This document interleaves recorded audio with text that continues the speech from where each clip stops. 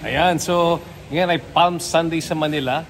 We came over here sa Tokyo, Japan. Kasama ko si Roy Japan Tour.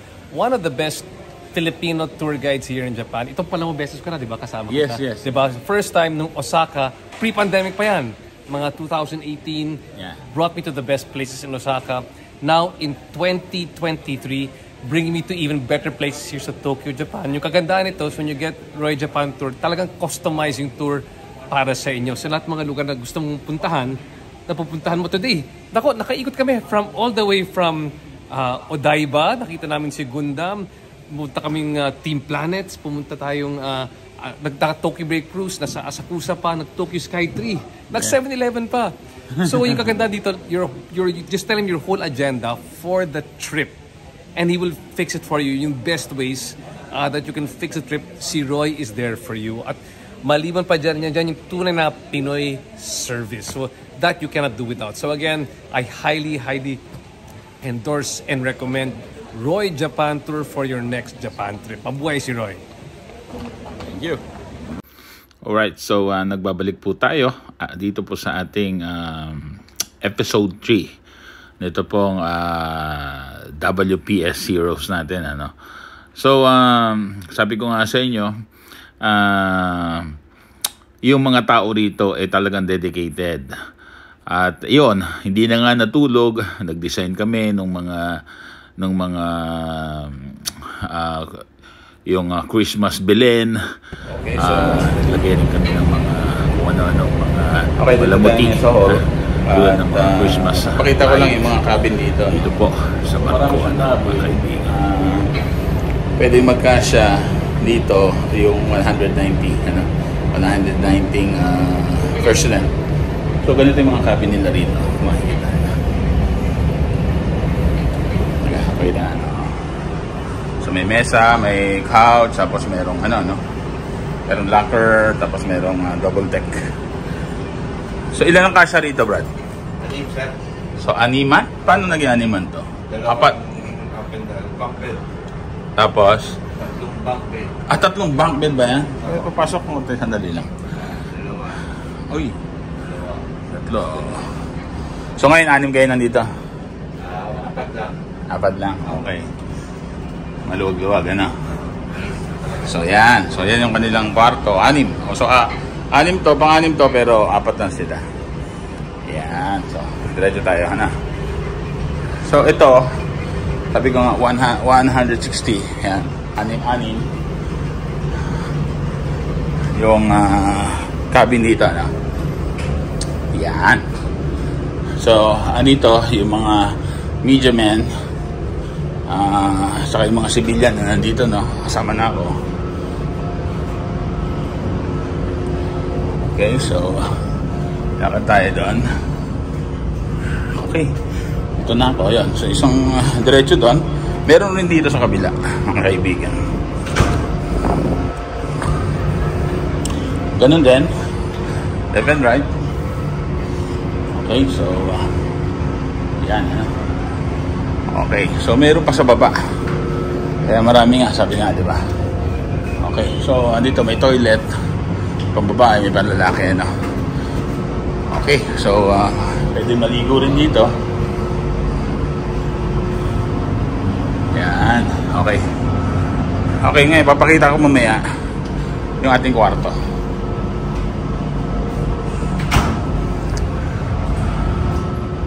So, okay, so ganyan din sa baba. Okay tayo ngayon, Ngayon, pupunta ako ngayon sa aking kwarto. Ito yung aking kwarto. Okay, nag-iisa lang ako rito. Okay, medyo VIP kasi tayo. Yan. So ito po yung ating kwarto, mga kaibigan. Nag-iisa lang ako rito. Nalungkot. Walang kasama. Ngayon, hindi ko makailangan ng kasama. Pag lumabas naman ako, marami akong kasama. Okay. So ito, ang aking kwarto rito. Okay. Binigyan nila ako ng VIP treatment dito. Pasalamat tayo sa ating mga kaibigan. mga kaibigan. At nabigyan tayo ng privacy. May sarili tayong kwarto, wala tayong kasama.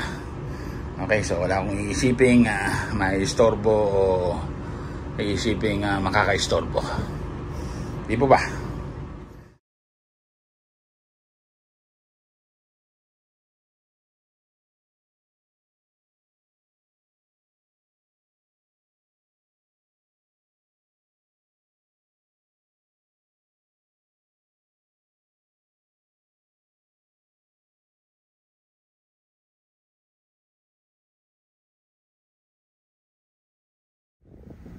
Okay, yan po yung aming escort ng Coast Guard.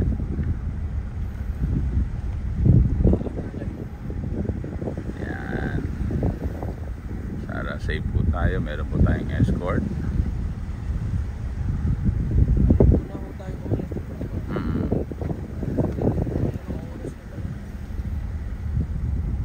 So 5 oras na ako kami nasa laot.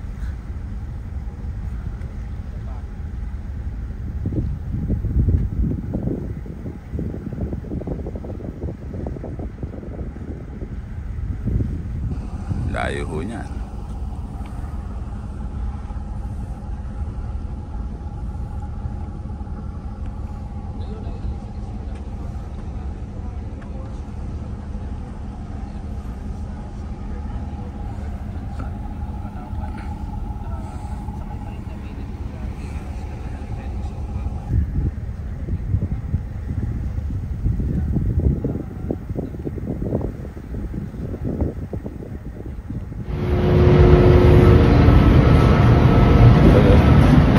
Saan ba yung yung kainan? Kumain ka na? Okay, so nakain na ako. Shit, raw. Thank you. Shit, raw ang ang kainan. So ayaw muna kami. So ito yung mga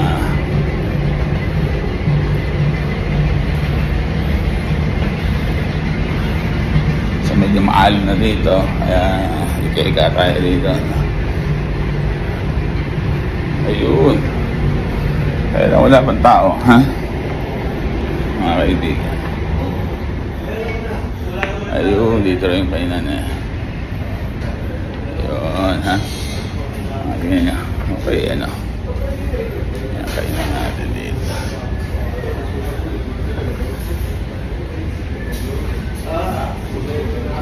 Okay.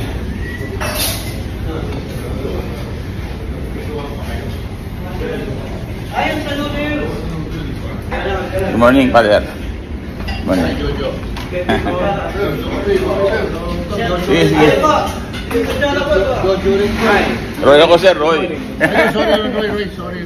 Okay lang, mas maganda mo. Iwanan ka kapit sa Google yung oo nga, ano yan? Makikita ko yung baby. Actually siya, Father. yung mahilig ko na Father Robert. ano kaya ang kasi naman, after a while, yung Roy pala, Roy. Yan, okay lang, sir. Good siya. So, andun siya ng US under the USG something.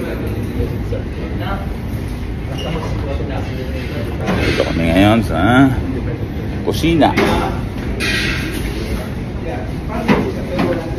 Ayun. Kahit tirahin natin ng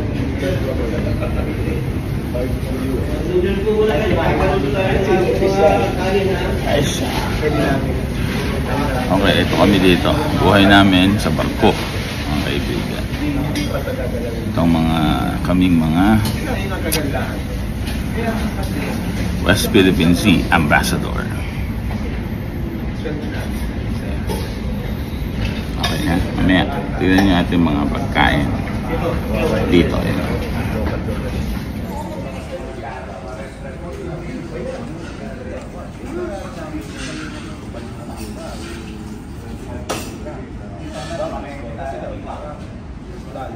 Yung ano yung mga lalagyan?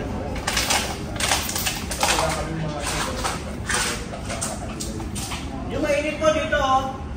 Marami po Saan dito? Ayun, kaming nagluluto. Ang laki ng kusina, ha? Saan ka pa?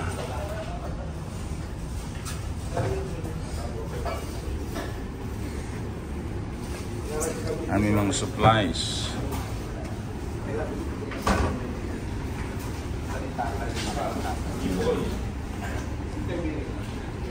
Okay, so kumakain na kami. Actually, kumain na ako. Ito ulam namin. Akala ko lechon. Yun pala, tuna na may sarsa. Parang ganun. Napig ako doon. Akala ko lechon. Anyway, ano pa yung iba kumakain? So you have no choice. Isa lang yung ulam, no? Okay? Para malaman ng iba na hindi there's no fancy food na kinakain namin dito. Dito kami para magsakripisyo para sa bayan. Dito kami para kita na nag-oppose tayo sa gusto ng mangyari ng China para sa ating teritoryo. Okay, hindi kami nandito para magbakasyon. Okay, nandito kami para magsakripisyo.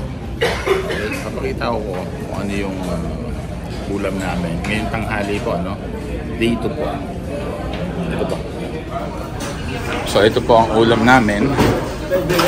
Okay, maging cinnamon kami, no? So, yung isa yung aming pagkain dito. So, yan lang ho. Para sa kalaman ng iba, no? Kanin, na papatungan mo na may sarsa, na may tunang may sarsa. Yan po, no? So, yan po. So, ayun, lechong isda. Tama si yan, no? Si Father Ronald, lechong isda.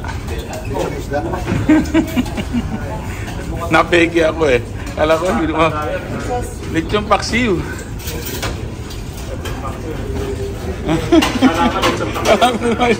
Napeki ako eh.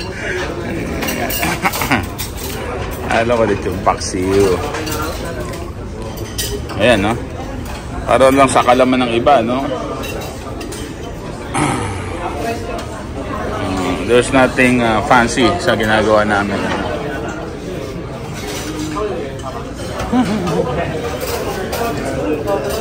Okay, bahala ka rito kumbaga. Kahit sino pa. Okay. Kahit sila Sir Ed pa, diba?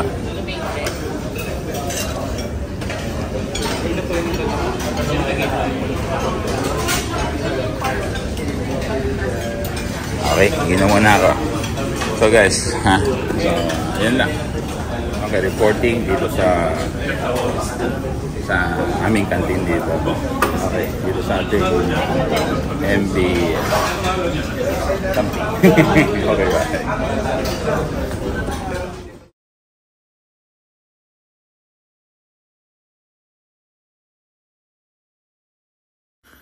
Nakakatuwa mga kaibigan. Dahil kami rito, iba't ibang pinanggalingan, iba't ibang opinyon, at iba't ibang mga pinagdadaanan sa buhay. Pero nagkaisa po tayo o nagkaisa po kami sa isang layunin na ipaglaban po ang ating soberenya sa mga mananakop na China. So, kami po ay nagpapasalamat sa mga sponsors at sa mga sumuporta po dito po sa layuning ito. So, sana po kayo din ay magising na paglaban ang atin kung anuman. Tiny as it is a very rich country, and that's what you are looking at. You're not looking at the Filipino people. You're just looking at what you can get out of us, out of our territory, our territorial waters, what is underneath, our land, our mountains, and our natural resources, the people that you can get and use for your own good. We need our own natural resources, our own territorial waters, our own people, their expertise, their love of God, their country, and learning. We need that to become the proud country that we should always be, because atin to, Pilipinas.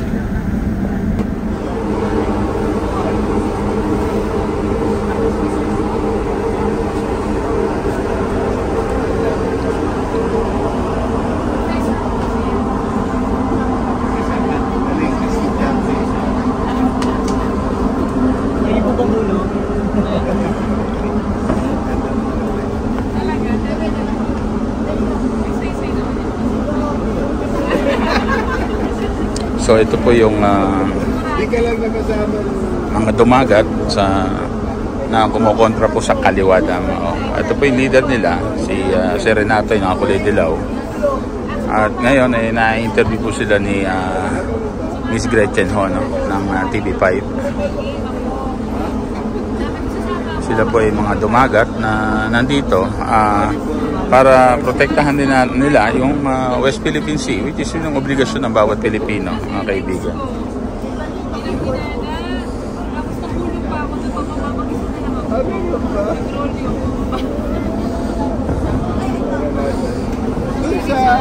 Since nagpatong, pinasa. Antipolo. Antipolo. Napunta dito kayo dumaan sa kabila. Sa ba? Hindi.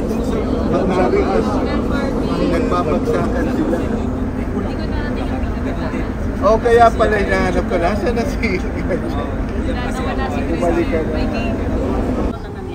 Kung hindi po kami mismo ang pumunta sa EMB-DNR para magsabi na mag-public hearing din po kayo sa bahagi ng Tanay dahil ito yung direct affected.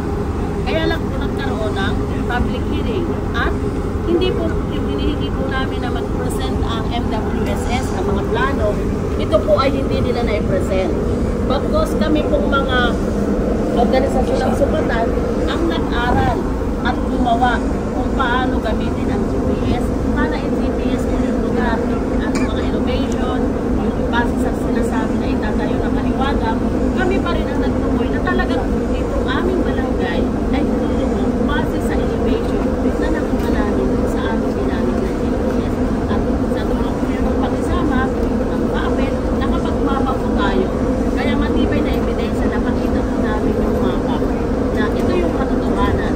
At doon nga po ay pinatupi nila yung aming mapa kasi ayaw talaga nilang i-present ang katotohanan sa pamayanan, sa mga tao. Parang ito lang ang sinasabi nila, hindi lulubog. Pero malinaw po sa nakuha naming datos na lubog ang ano. Nakakalungkot, hindi po talaga. Magandang araw po sa ating lahat. Ako po si Alham Tahil, isang katutubong mulbog na galing pa ng Parihangin, Palabang, Palawan.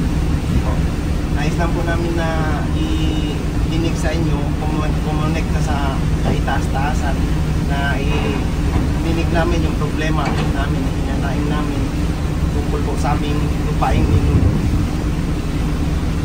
Ako po si Arjan Isa. Yung problema po namin, yung sinabi niya na gusto po namin na malaman po ng itaas-taasan po. Okay, pero pwedeng ipaki-elaborate ko ano ba yung yung gusto niyo mangyari at ano yung kahilingan niya. Ang gusto po talaga naming mangyari, sir, is masakayos naman po sana yung pamamaraan tungkol sa pananakop yung sa amin sa isla. Kasi po sa pananakop nila is nawawalan po talaga kami ng hanap buhay. Nahihirapan po talaga kami. Ultimo sa panlupa po namin, inaagaw maging sa karagatan din po. Kami kapag kami nga ho is naghahanap buhay, inuhuli po kami. Pag once na pumasok po kami dun sa area na ipinagbabawal nila, na dati naman po, na hindi naman po bawal. Isa ho doon, nawawalan po kami ng mga gamit kapag nahuli po kami. Panibagong produce naman po ng mga gamit namin. Sa amin po mahirap po talaga ibigay yun yung mga gamit na sa panahon po ngayon sobrang mahal na po.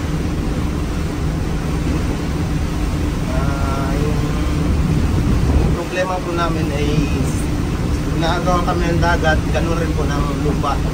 Pilit po kaming pinapaalis sa aming lupaing ninuno na di tama yung kanilang mga papeles na proseso na dinadaan sa Kongreso. Hindi po gano'n kaninis.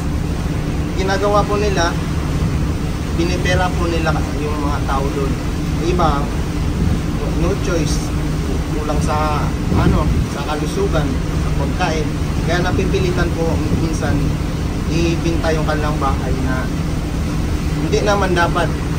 Kaya dito po yung problema na kinakaharap namin ngayon, sobrang hirap po. Bukod sa dagat, sa lupa, baryo po nilang kinukuha na hindi naman dapat, kasi sa amin po talaga yung mga sa lupang ninuno po namin yun, ancestral domain po namin kasi yun, na kinukuha nila dahil kanila daw po yun, nagawa nila ng titulo. Kaya yun na nga po, nagawa nila ng titulo, pero kami po ang may original na tax declaration po. Gaano kalaki ang komunidad nyo doon? Ilang kayong mga tao? Nasa 140 Populasyon households po yung meron doon. Households pa lang po, hindi pa po yung isang pamilya doon. Sa isang pamilya may 10, yung sigan na po. Wala bang action yung yung inyong nakakasakop na sa probinsya o anayon ninyo doon? Wala po, Chapuera po kami.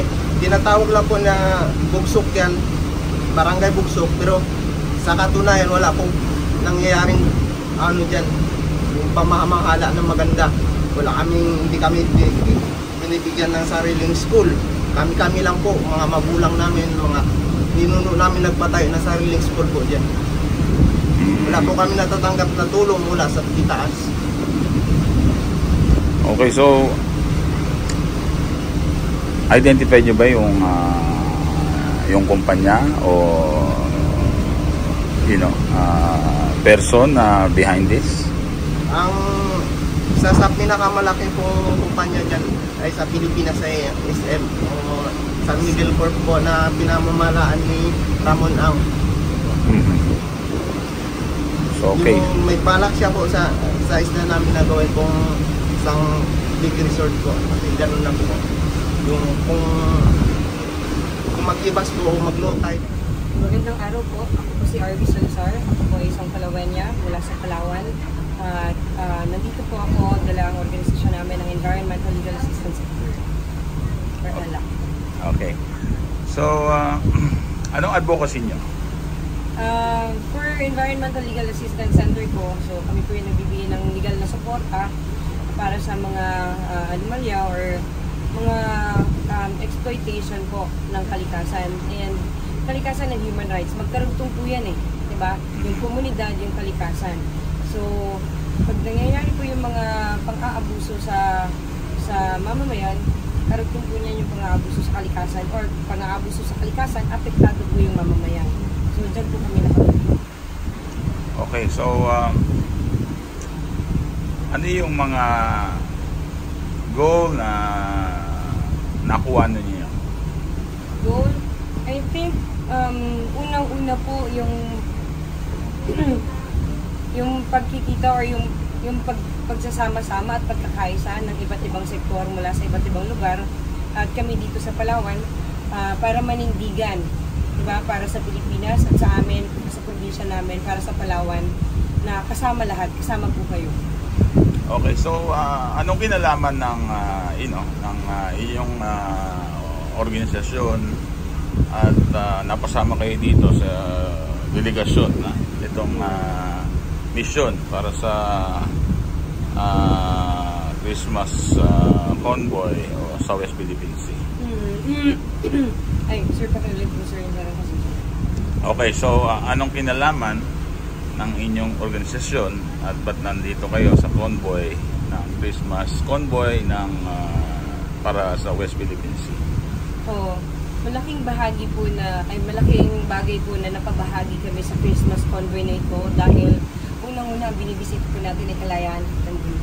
Ang Kalayaan Island Group po ay bahagi ng Palawan. At of most significant sa amin. Okay, so mensahe para sa mga namumuno o nasa posisyon o mensahe kay BBM, pinakamas mabilis.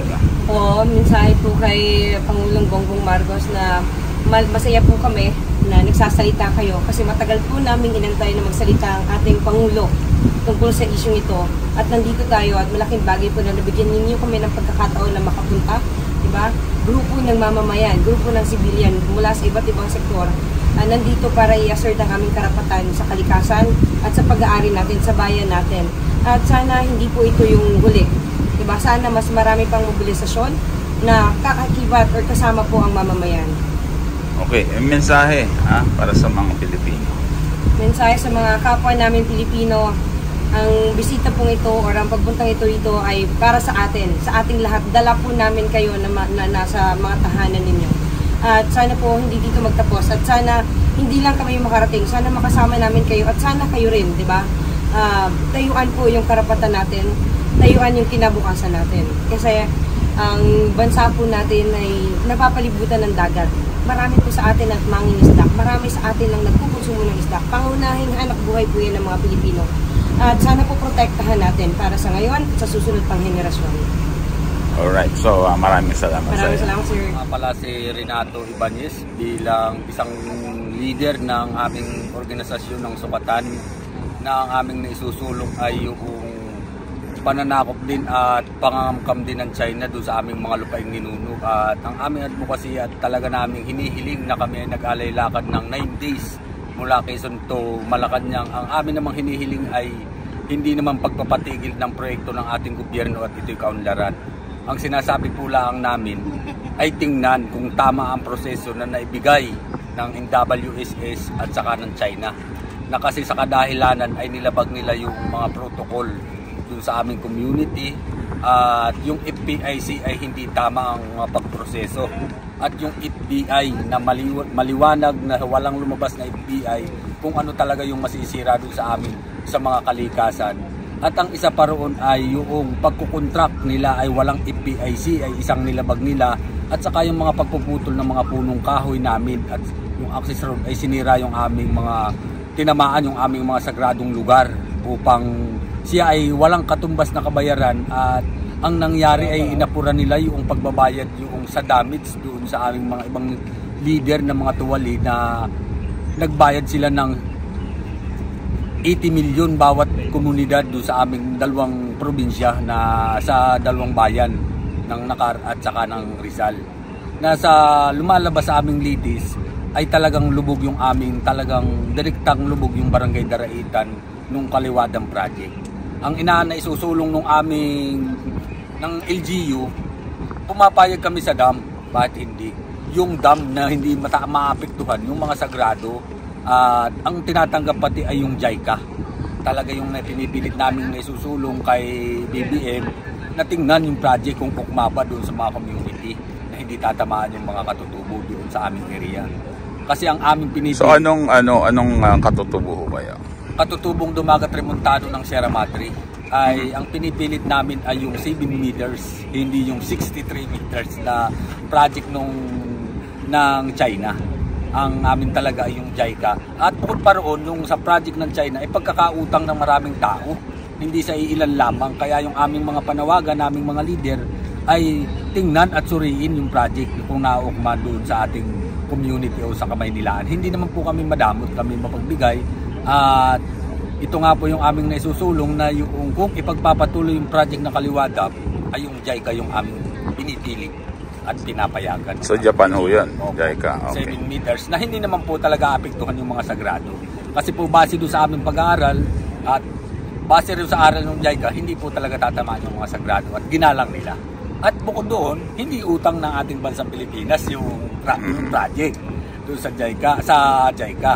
Yung sa China, buong Pilipino po yung maapektuhan na magbabayad doon sa interest na napakalaking 3% doon sa 12 billion peso na pagkakautang natin sa pira ng China. Yun po yung amin talaga na na isusulong na samahan kami sa labang ito. Ito ay kita naming maling sistema yung ginawa nilang pag-aaral, yung pag-analyze. Yung pating kanilang tatamaan ng dam base doon sa amin ay hindi nila naiulat na may volcanic doon sa area na talagang may bulkan. Kung posibilidad siya tinamaan, siya ay mag-active kasi siya ay kinakahig ng ilog kaya siya hindi tumataas. At yun po yung aming sinasabi na hindi nailabas nung ating mga pag-aaral, nung mga analisa nila. Yun po yung amin na talagang pinagpapatuloy pa rin na pakikipaglaban hanggang sa ngayon. At kaya kami ay pumasok dito sa pagsama rito sa West Philippine Sea ay sa kadahilan ng isulong din namin. At China pa rin po yung nananakop dito. Kaya nga po kami ay pumilit na sumama at kagustuhan namin ano man ang mangyari na ito isulong din namin at ito pag-aari itong ating bansang Pilipinas sa kadahilanan na walang magtutulungan kung hindi tayo rin mga kapwa Pilipino na nangangalaga ng ating pag-aari. Yun ang amin talagang diin namin at kami ay iba't ibang organisasyon at yung aming kababaihan at kabataan na mga leader ay kasama namin dito at isa rin sila na nagsusulong doon sa pagtutol sa West Philippine Sea at saka doon sa Kaliwatan Project yung aming mga youth at saka yung mga aming kababaihan na leader. Kaya itong aming ito at hindi masama man yung aming kalooban na dinanas namin kahapon na harang-harangan tayo ng mga Coast Guard ng China at saka ng mga Navy at tayo naman ay hindi armado kung hindi matiwasay yung ating pagsulong ng mga advokasya natin tungkol sa ating talagang pag-aari at baluarte natin sa Pilipinas. Yun po yung amin talaga na pagsama rito na iparating pati yung mga iba't ibang issue. Kasi po yung aming lupaing ninuno, tatamaan na ng mga minuel, mga mayayamang tao na ay nasasakop na rin. Kaya ang inaano namin ay kung wala kaming mga leader na tumututol at naisusulong namin yung aming advokasya, wala na pong mamanahan yung saling lahi namin ng mga susunod na panahon. Yun po yung akin talagang pinaparating para yung mga iba na hindi nalalaman at nangyayari dito sa ating mga issue, dapat magising na po tayo at kailangan nating titingnan ito. May mensahe ba kayo kay PBBM? Ay, ang mensahe ko po sana ay yung mga kaunting bagay na mga maliliit na problema ay wag na pong palakihin, agapan, dahil po nakita na natin, naranasan na natin sa dating administrasyon Duterte na ganoon mga bagay-bagay na maliliit ay hindi pinansin. At ito na nga po yung nagiging epekto. Kaya ang ko ay bigyang pansin maski yung maliliit na problema para hindi lumaki. Alright, maraming salamat Mang Renato. Yan po si Mang Renato, isa pong dumagat. At sinusulong nila ang pagtutol sa proyekto ng Kaliwatan Dam. Sa Quezon po ba yan? Quezon po at Rizal. Rizal. Okay, maraming salamat. Maraming salamat. Okay, so day 2 pa rin ang aming paglalayag. So dito pa rin kami at papunta kami ng Spratly Gulf Islands, Ayungin at saka sa Lawag Island. Kung sa makikita nandun yung sa Lawag Island, hinto kami ron at mag-observe kami ng mga sanctuary po ng bird sanctuary. Balita ko maraming mga seagull, yung mga ibon dagat doon. So yun po, sa titignan natin at ang significant po nun dapat yung pangalagaan talaga natin ang ating mga isla sa lugar po na yun, sa West Philippine Sea o South China Sea, para hindi po maangkin ng China. So bibisitahin po natin yung tropa doon at bibigyan po natin ng mga ayuda o mga relief. Parang pamaskong maagang pamasko para sa kanila mga kaibigan. So dito ako sa deck, dito ang ating barko at makikita natin dito walang islang makikita rito, puro dagat na buwan. Pero makikita po natin yung ating escort na Coast Guard nandito po sa likod ko. Okay, ito po siya.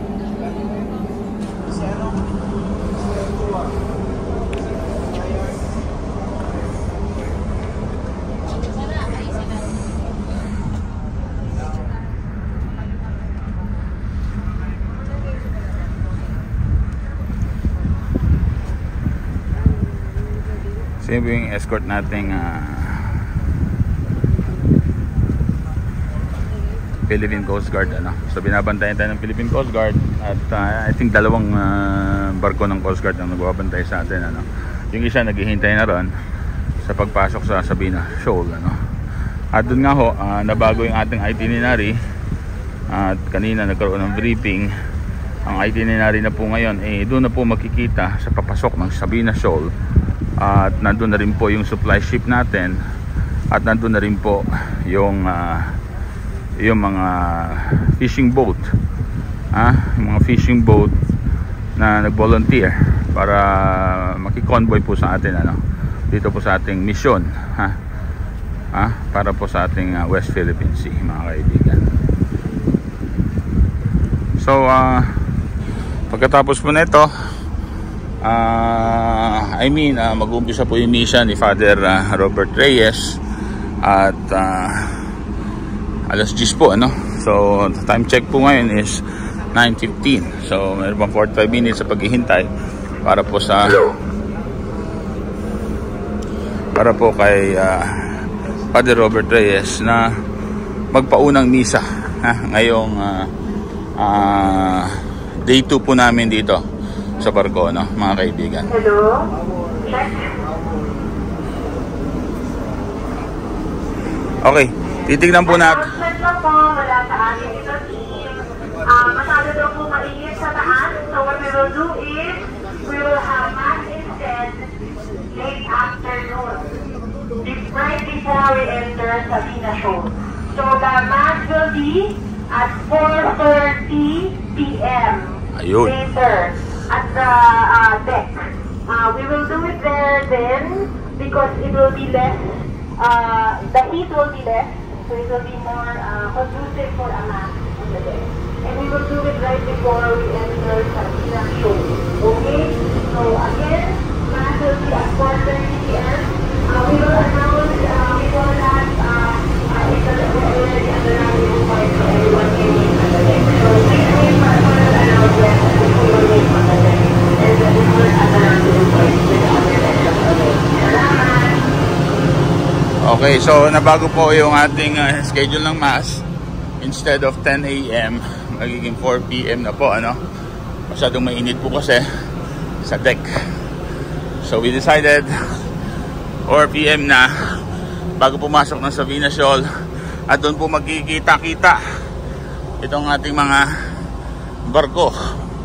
Kasama na po yung Coast Guard, mga supply ship natin at itong barkong sakay natin ngayon at Coast Guard, mga kaibigan. Anyway, papunta po ako ngayon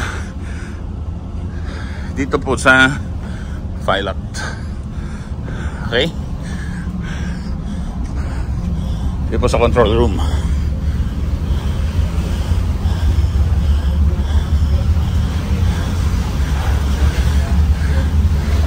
Kaya na, storbo kayo, ha? Titingnan ko lang yung ating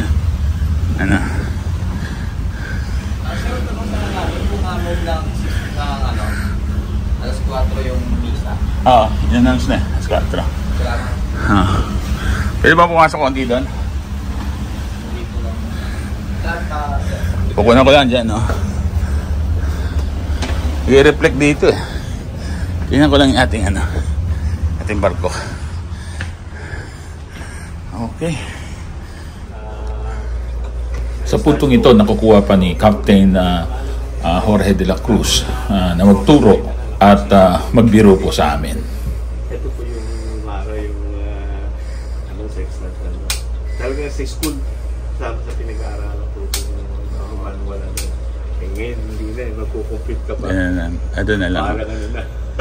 Meron na tayo na... Pero lahat ng estudyante, they know how to use that. Yes, sir. Tinutulong pa rin po. Para in case na mag-malfunction ng mga van. Wala, namatay ito. Kaya pa rin dito. Ito. May ito yung pinaka, talaga. Opo. Basic. Yung mga seafarers ng araw, mas crude pa dyan, pero sextant pa rin tao nila. Diba? Saka, walang telescope, mata. Tapos yung mga stars. Opo. Sa gabi, Kaya nga po yung sabi ko pinaliwanag ko kila ma'am, during Antolin po ma'am, bawal po na yung mga, ngayon napapansin niyo po yung mga running vessels na ilang ilaw lang yan. Pula, verde, dalawang puti, ay tatlong puti. So yung pag nakita mong red light, yun yung side ng left side yun. So yung green, parang sa aeroplano din. Okay. So yun yung mga running vessels talaga. Sabihin, pag left siya, pag right siya, alam mo, di ba? Alam mo kung anong side yung barko. Magkaroon kayo ng crossing o alam mo yung sino mga okay. So may kasalanan, Kasi mayroon pong tinatawag rules house rule na meron po kung tinatawag na yung right of way. Oo, tama. Mo yung ilaw na yun, dito, hindi siya iilag, ikaw yung paano yung ginagawa ng mga China? Yung barko nila, paiba-iba, ha? Hindi sinusunod yung nila. Yun ang problema. Yun ang problema, Hindi sila sumusunod sa international, tapos, masunod yan. Misnitted na ito yung Pero pag nila. Kasi nga, piniklaim nila Hindi ba? Yung problema. Kung baka sa squatter, take over. Ang pinaglalaban po natin kasi yung sukat ng yung 200, di ba po? 200 kilometers. Nautical miles. Ano po ba ang diferensya ng nautical miles? Hindi ko pero nakalimutan ko yung diferensya. Ano ang mas mahaba? Kilometer or nautical miles? Miles. Nautical miles. Pero the usual miles is 2.2 kilometers. Ganon din po ba yan? 2.1. 1 nautical mile equivalent to parang ganon no? 21875. Naku, magaling Ha? Kalimutan ko magiging ano na to. 1 mile sa yung normal mile, hindi nautical. Sa nautical mile po kasi it's around 2.18 kilometers. But is parang 2.2 rin naman ito. Malapit lang din. Malapit na. Bakit pala iniba nila yun? Ganun po talaga Parang meron din tayo inches and centimeters, feet and meters. Kaya natin sa akin may measure ako yung 0.1, nautical mile, ko na lang na 100 meters, 2.1. So kaya nga, kasi ang barko natin to 100, 150 to kaya yung safety style, by na lang ako exact para Sa puntong ito, kinuha ko na rin ang pagkakataon na makapanayam o ma-interview ko ang ating kapitan na si Captain George. Okay, si Captain De La Cruz, Captain De La Cruz. Tatanong ko lang, gano'n na ba kayo katagal sa serbisyo bilang marino? So, I started po 1982 po. 82. Pagka-graduate ko ng 1981, 82 nag-active ako sa overseas kagad po. Nag-overseas po kaya? 15 years po ako sa overseas. Then, dito po sa training ship natin, from 1997 up to present. Okay. So, bakit to? Mas malaki kita sa overseas? Bakit to naging siguro because of inland ho kayo? Naging yung commitment ko sa founder namin. Saka yung sa mga focus family. Okay. Kasi yung pinaka-isang pangalan na si Captain Vicente Oca. Apo. Ninong ko sa kasal. Okay. So siguro yung service ng yung service ko at saka siyempre as rin yung loyalty ko sa kanila talaga. Okay. So ito pong barko nyo, ito yung pinakamalaki doon sa fleet ng mga barko nyo? Hindi naman. Sa po? Sa ngayon as per sa akin, ito yung pinakamalaking training ship sa buong Pilipinas. Okay. So training ship, dito yung mga gusto magsiman, ito yung ginagamit ng mga eskwelahan. Kasi sa school po, yung tinatabing kasi yung 4 years po tayo, di ba? Yung 3 years po yun, puro sa academic na Then yung 1 year po, actual mag-support ka to make it 4 years ka. Okay. So, pero yung iba po, para makakuha ng diploma ng they have to complete the support training po nila at least 1 year. Diba sumasakay ng siyempre, hindi naman eksakto bibigyan ka ng ng 1 year na si service sa barko. Minsan pag overseas 10 months lang, 6 months, 3 months. So minsan palipat-lipat yan. So kasi pagka during the assessment, titignan ng Marina, okay, ano ka na, ng school, kompleto ka na sa sea service 365 days. So bibigyan ka na ng diploma, lahat, everything. Then you can take a board exam naman. Yeah. Take a board exam as a deck officer or agent. So dadaan talaga dito sa inyo? Hindi naman lahat. Paano yung mga instructor ho? Galing din sa inyo o instructor ng eskwelahan nila? Galing din po sa, connected po sa maritime po yun. Okay. So kayo na nagsiset up nun? Asasampan na lang? The principal, the company. Okay. So yung mga batang na nagkukumpletion dito, di ba? Yun nga, kasi ang minimum pag kulang ka ng sea service mo ng 2 days, 3 days, dito po ang ng Marina is ang minimum nila is 7 days. Kasi dito po, kaya gusto nilang ang binabayaran lang nila dito na pagkain lang nila. Libre ho lahat nila, boarding, lahat ng bayad. Okay. Pagkain lang. Kasi yung ibang magbabayad sila sa ibang training ship na talaga na ang laki ng babayaran nila. Mas makakatipid sila. Dito sa amin, pagkain. Ganun. Mas okay po ba itong ganitong setup ninyo sa training ship o maging commercial ship? Mas okay po ba yung profitable po ba ito? Mas okay yung okay din naman. Yung sabi niya, yung completion lang. Ito yung okay itong barko natin. Okay. Kasi the best din talaga yung kung yung sea service ng mo, yung 1 year, pwede mapunta ka sa tanker, sa cargo vessel, sa passenger, sa ganito. Kahit ito para kasi mas the more sabi nga the more ship ng training mo, experience na mas magandang experience mo. Okay. So, siyempre pagka magandang experience ng mo sa barko mo, confident ka. Parang aeroplano rin yan, sir, di ba? Exactly. More hours, more service, mas maganda yung mo, no? Ganun sa barko, sir? May oras ba ang bilangan o hindi naman? Days naman. Days. Kasi lahat to complete for the training ng part ng 4 years course is 365 days. Okay, sir. So kailangan makompleto mo yun. Kaya nga doon sa Simas Book, meron talagang makikita mo doon.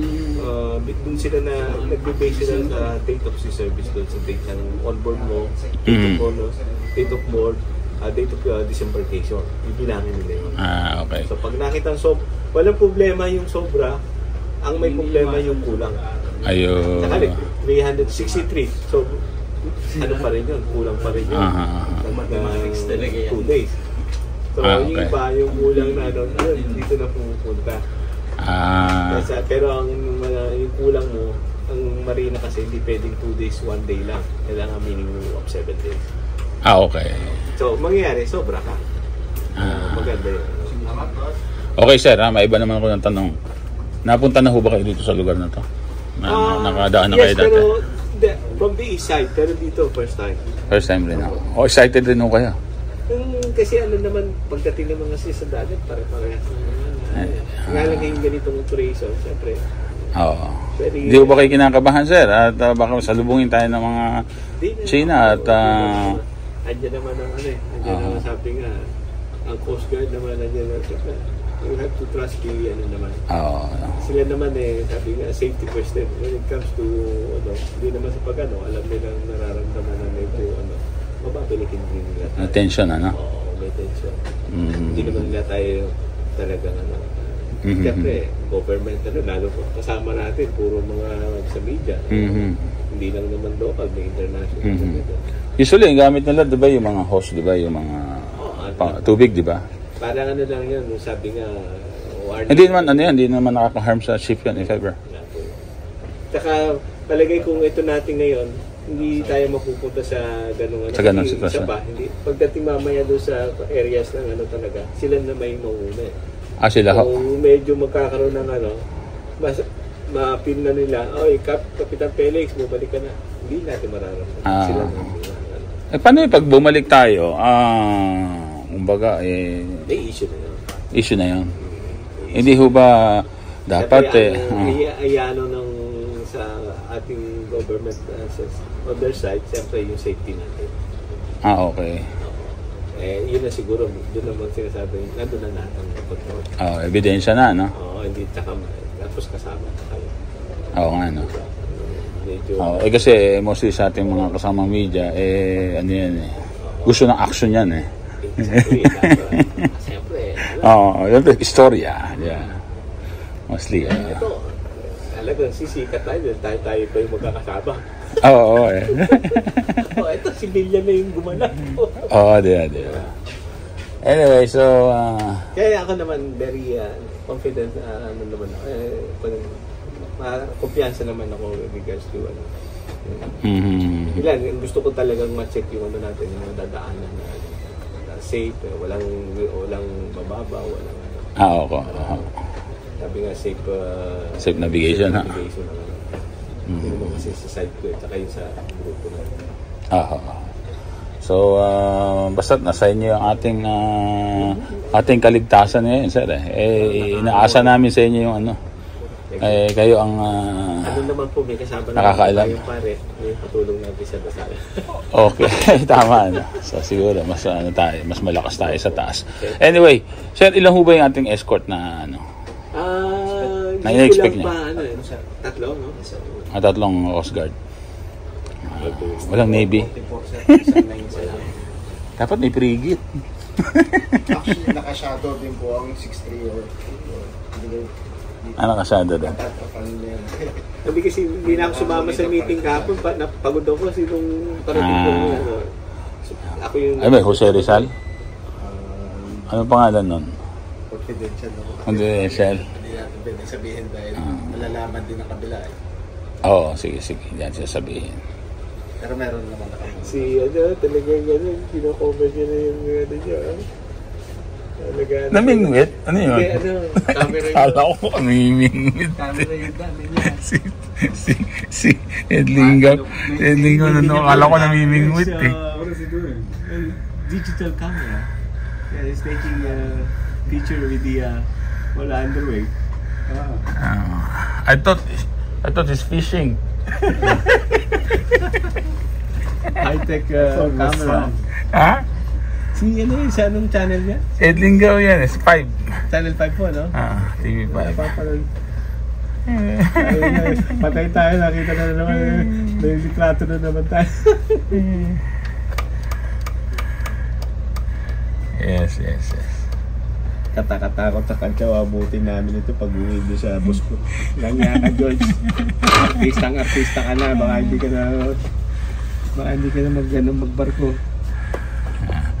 Okay, sir. Pakilala tayo, sir.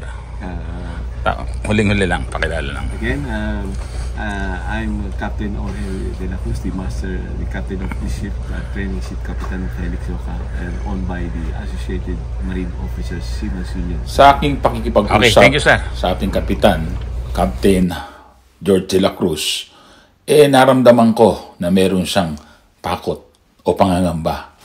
At alam ko at naintindihan ko ang ibig niya sabihin na pagbalik o pag-atras. Nasa isip niya na yon, una pa man. Ito po si Roy, the Destroyer, Roy Japan Tour. Magbabalik po sa susunod na episode. Planuhin ang pamamasyal upang masigurong sulit ang inyong bakasyon sa Land of the Rising Sun. Respetado at mapagkakatiwalaang Filipino tour operator sa Japan. Roy Japan Tour. Roy Japan Tour. Contact WhatsApp and Viber 819023885888. Mga kaibigan, kasama ko ngayon si Roy Aseñero, one of the best tour guide na Pinoy dito sa Japan. So make sure from Tokyo to Osaka hanggang Sapporo, ito yung gamitan yung tour guide, okay? The best, right on time, pleasant, gentleman, true Pinoy. At alam niyo lahat ng mga kailangan punta dito sa Japan. So, ngayon ay Palm Sunday sa Manila. We came over here sa Tokyo, Japan. Kasama ko si Roy Japan Tour. One of the best Filipino tour guides here in Japan. Ito pala mo beses ko na, di ba? Kasama yes, kita. Yes. Diba? First time nung Osaka, pre-pandemic pa yan. Mga 2018, brought me to the best places in Osaka. Now, in 2023, bringing me to even better places here sa Tokyo, Japan. Yung kagandahan nito, so when you get Roy Japan Tour, talagang customize yung tour para sa inyo. Sa lahat mga lugar na gusto mong puntahan, napupuntahan mo today. Nako, nakaikot kami from all the way from Odaiba, nakita namin si Gundam, pumunta kaming Team Planets, pumunta tayong nagta-Tokyo Break Cruise, nasa Asakusa pa, nag-Tokyo Sky 3, nag-7-Eleven pa. So yung kaganda dito, you're just tell him your whole agenda for the trip. And he will fix it for you. Yung best ways that you can fix a trip, si Roy is there for you. At maliban pa dyan yung tunay na Pinoy service. So that you cannot do without. So again, I highly endorse and recommend Roy Japan Tour for your next Japan trip. Mabuhay si Roy!